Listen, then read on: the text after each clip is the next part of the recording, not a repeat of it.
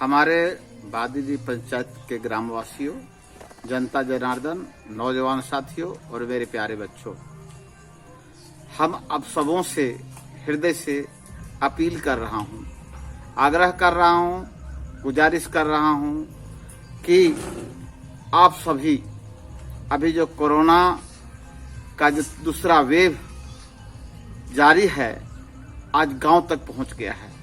आप लोग सभी जानते हैं कि शहर में किस प्रकार से आज ऑक्सीजन के लिए लोग तरस रहे हैं, मर रहे हैं, लेकिन हम लोग सौभाग्यशाली हैं कि गांव में बसे हुए हैं। गांव में हम लोग जितना शुद्ध ऑक्सीजन हम लोगों को मिल रहा है, हम लोग का इम्यूनिटी पावर मजबूत है और स्ट्रांग है। इसलिए आज हम जानते हैं कि हमारे गांव में भी, ग्रामीण में भी कोरोना पहुंच चुका है, जिसे हम तो कहेंगे कि 25% लोग आज कोरोना से प्रभावित हैं। किंतु आज भी हम लोग के यहाँ जो इम्यूनिटी पावर स्ट्रांग होने के कारण, रोग प्रतिरोधात्मक क्षमता मजबूत होने के कारण सर्दी खांसी कह करके आज हमारे लोकल प्रैक्टिशनर से इलाज करवा रहे हैं और वो ठीक हो रहे हैं, क्योंकि यहाँ का खान पान शुद्ध और अच्छा है। इसलिए हम आग्रह और अपील करना चाहेंगे कि ईद का त्यौहार हमारे सामने है, हम लोग ईद मनाएंगे। शादी ब्याह का भी कार्यक्रम चल रहा है, हर एक तरह का कार्यक्रम चल रहा है। मंदिर में भी पूजा पाठ हो रहा है, घर में भी पूजा पाठ हो रहा है और मस्जिद में भी इबादत होगा। निश्चित तौर पे भगवान को मानना, अल्लाह मियाँ को मानना हम लोग का ये परंपरा है। इन लोग का इबादत हम लोग अपने रक्षार्थ करते हैं। लेकिन एक चीज बता देना चाहेंगे कि आत्मरक्षते धर्म, आत्म की रक्षा करना ही हम लोग का परम धर्म है। इसलिए अभी जो कोरोना का दूसरा वेव है, जिस रफ्तार से फैल रहा है, इससे बचने के लिए एक मात्र उपाय है, विकल्प है कि मास्क लगाना और 6 फीट की दूरी और बार बार हाथ धोना। जो पहले से की भीड़ के साथ एक समूह में हम लोग इबादत करते हैं और शाम के समय में जब समय हो जाता है, एक साथ बैठ करके अंतिम जो हमारा साथ इफ्तारी करना। लेकिन इफ्तारी अब हम लोग को अपने अपने घरों में ही करना है और घर में भी अपने परिवार के बीच हम लोग दूरी बना करके ही, सोशल डिस्टेंस बना करके ही हम लोग इफ्तारी करेंगे और इबादत भी करेंगे। जहाँ तक सरकार की ओर से भी मार्गदर्शन प्राप्त हुआ है कि मंदिर या मस्जिद में भीड़ नहीं लगाना है, क्योंकि कोरोना जो है अपना विकराल मुंह फैलाए हम लोग के सामने खड़ा है और इससे बचने के लिए मात्र उपाय है हम लोग को मास्क लगाना, सैनिटाइज करना, हाथ को बार बार हाथ धोना। और हम एक चीज और बता देना चाहेंगे कि हाथ धोना और सैनिटाइज करना और मास्क लगाना ये तो जरूरी है ही, लेकिन सबसे अधिक जरूरी है कि एक मास्क नहीं बल्कि अब डबल मास्क लगाने की भी आवश्यकता है और दूरी बना करके रहना है। घर में भी अपने परिवार के बीच भी रहें तो अपने अपने बेड पर और दूरी बना करके रहें, मास्क पहन के ही रहें। क्योंकि अभी जो दिखाई पड़ रहा है कि हमारे गाँव प्रखंड में भी जिस प्रकार से कोरोना का रिपोर्ट आ रहा है, मैक्सिमम लोग पॉजिटिव हो रहे हैं, कोरोना से पॉजिटिव हो रहे हैं। लेकिन यहाँ के लोगों का सौभाग्य है कि इम्यूनिटी पावर स्ट्रांग है, रोग से लड़ने की क्षमता मजबूत है। इसलिए आज हम लोग सर्दी खांसी कह करके भी अपना इलाज कराते हैं और ठीक हो जाते हैं। लेकिन आने वाला समय जो है, अभी जो तीसरा वेव है वो बहुत खतरनाक है। उसको एक ब्लैक फंगस के नाम से, काला फंगस के नाम से जो बीमारी आज हमारे झारखंड में भी प्रवेश कर गया है, उससे बचने के लिए उसमें बूढ़े, नौजवान और बच्चे सभी प्रभावित होंगे। इसलिए इससे बचने के लिए अब हम लोग को कड़ाई के साथ अपने घर में ही रहना है, घर से बाहर नहीं निकलना है और हमेशा मास्क लगाए रखना है।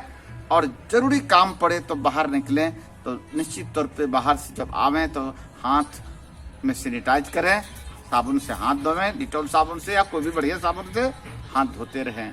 यही एक मात्र उपाय है। इसलिए हम आग्रह और अपील करेंगे कि ईद के त्यौहार में हमारे मोमिन भाई ये रंग में भंग न पड़े, इसलिए इस बात को जरूर ध्यान में रखिएगा, ख्याल में रखिएगा। और साथ साथ हिंदू भाइयों से मैं कहना चाहेंगे कि शादी विवाह का जो अभी अवसर है, आप लोग भीड़ लगा रहे हैं, ये कहीं ना कहीं हम लोग के लिए बहुत ही खतरनाक है।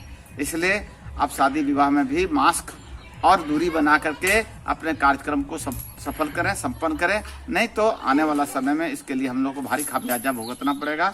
और यही कह के मैं अपने बात को समाप्त करेंगे और एक बार फिर अपील करेंगे, आग्रह करेंगे, निवेदन करेंगे कि आप लोग कोरोना से बचने के लिए, इसका कोई दवा नहीं है, और साथ साथ वैक्सीनेशन भी हो रहा है। और वैक्सीनेशन में भी बहुत लोग आज वैक्सीनेशन अफवाह फैलाए हुए हैं कि नहीं लेना चाहिए, लेकिन बचने के लिए मात्र उपाय है वैक्सीनेशन।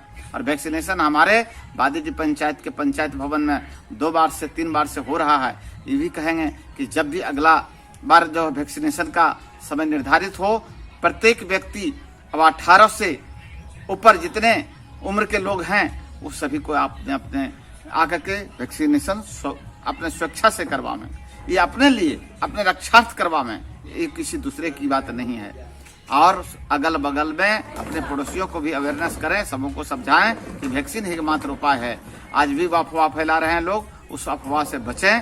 और हम एक चीज आप लोग को बता देना चाहेंगे कि हम आपका सेवक, आपकी बादीजी पंचायत की मुखिया सरिता देवी और मैं जनप्रतिनिधि होने के नाते, आपका एक सेवक के नाते विजय कुमार आपसे अपील करेंगे कि हम भी किसी भी व्यक्ति के माध्यम से हुआ, लेकिन हम भी कोरोना पॉजिटिव हो गए थे। और कोरोना पॉजिटिव होने के बाद हम तुरंत जाकर के जांच करवाए, कोरोना पॉजिटिव हुए तो 15 दिन हम होम क्वारंटाइन रहे और अपना खान पान और जो भी हॉस्पिटल से हमको मार्गदर्शन मिला, दवा मिला, हम लिए और आज हम स्वस्थ हैं नेगेटिव होकर के।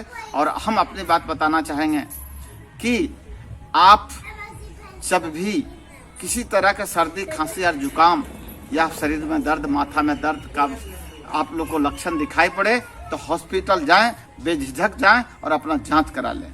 और जांच कराने के बाद अपने घर में ही आइसोलेट होकर के, घर में ही रह करके आप कोरोना को मात दे सकते हैं। इसके लिए आप लोग को आज हम लोग का जो परंपरा जो है, आयुर्वेदिक परंपरा, जड़ी बूटी का परंपरा, तुलसी का पत्ता हम कढ़ी बना करके आदि, तुलसी पत्ता और लौंग वगैरह मिला करके हम काढ़ा बना करके पिए।